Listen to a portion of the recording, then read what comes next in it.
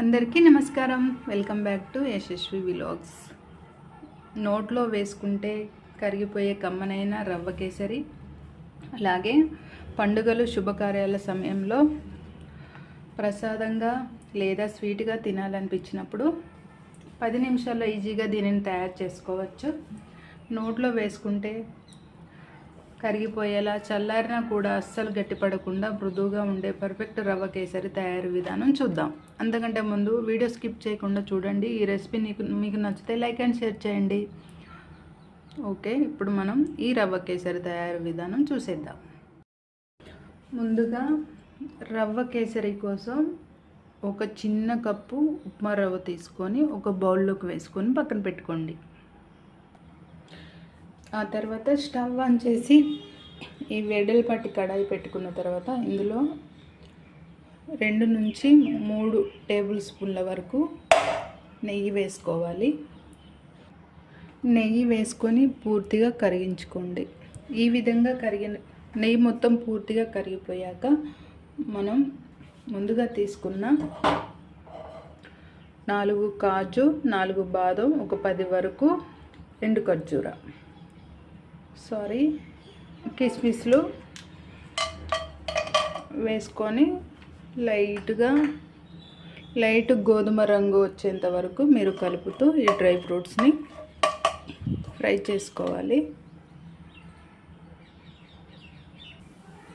ఇప్పుడు చూడండి, మనకు జీడిపప్పు, కిస్మిస్, బాదం వేసి దోరగా వేయించుకున్నాం కదా.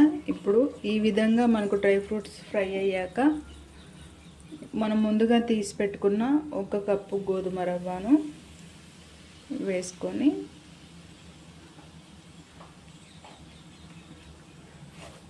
అంతా కలిసేలా ఒకసారి కలుపుకోండి. ఈ ఉప్మా రవ్వ వేసి లో ఫ్లేమ్లోనే, మంట అనేది లో ఫ్లేమ్పై ఉంచి సువాసన వచ్చే వరకు 5 నుంచి 6 నిమిషాల వరకు ఈ ఉప్మా రవ్వను కూడా దూరగా వేయించుకోవాలి. రవ్వ మాడిపోకుండా నిరంతరం కలుపుతూ ఉండాలి, లేకపోతే మనం కలపడకపోతే అడుగు అనేది మాడిపోతుంది. అందుకోసం మీరు మంట పూర్తిగా తగ్గించుకొని లేదా మంట మీడియంలో ఉంచుకొని అయినా మీరు మధ్య మధ్యలో కలుపుతూ ఉప్మా రవ్వని మంచిగా సువాసన వచ్చేంత వరకు వేయించుకోండి. మనము ఈ ఉప్మా వేయించుకునేలోపు పక్కన స్టవ్ ఆన్ చేసుకొని వాటర్ని వేడి చేసుకోవాలి. 1 కప్పు ఉప్మా రవ్వకి మీరు 2.5 లేదా 3 కప్పుల వరకు వాటర్ తీసుకొని వేడి చేసుకొని పక్కన పెట్టుకోండి. 5 మినిట్స్ తర్వాత మనకు ఉప్మా రవ్వ చూడండి మంచి సువాసన వస్తుంది. ఇప్పుడు మనం ముందుగా వేడి చేసి పెట్టుకున్న 3 కప్పుల హాట్ వాటర్ని ఈ ఉప్మా రవ్వలో వేసుకోవాలి. ఓకే, ఇప్పుడు మనం ముందుగా వేడి చేసి పెట్టుకున్న హాట్ వాటర్ని ఈ మిశ్రమంలో వేసుకోవాలి. పూర్తి వాటర్ వేసుకున్న తర్వాత ఉండలు కట్టకుండా గరిటెతో నిరంతరం కలుపుతూ ఉండాలి. మంటను సిమ్లో ఉంచి రవ్వ నీటిని పూర్తిగా పీల్చుకొని దగ్గర పడే వరకు ఉడికించాలి.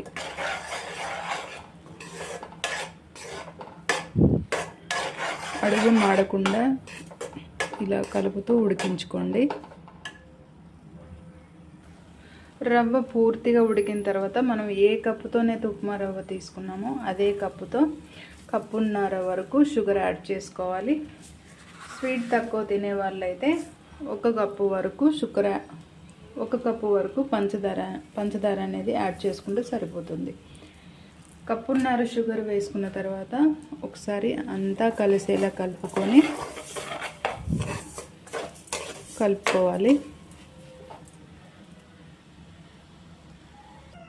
పంచదార వేసుకున్న తర్వాత పంచదార కరిగి మిశ్రమం మళ్ళీ కాస్త పలచబడుతుంది. పంచదార మొత్తం కరిగి రవ్వతో బాగా కలిసిపోయేలా కలపండి.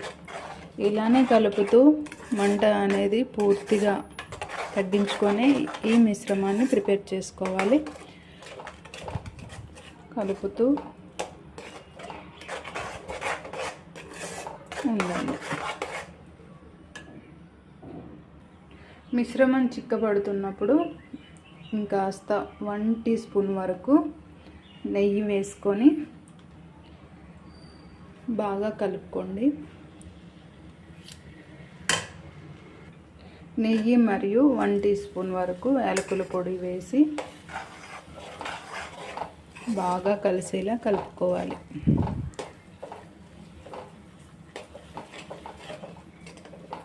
ఈ కేసరి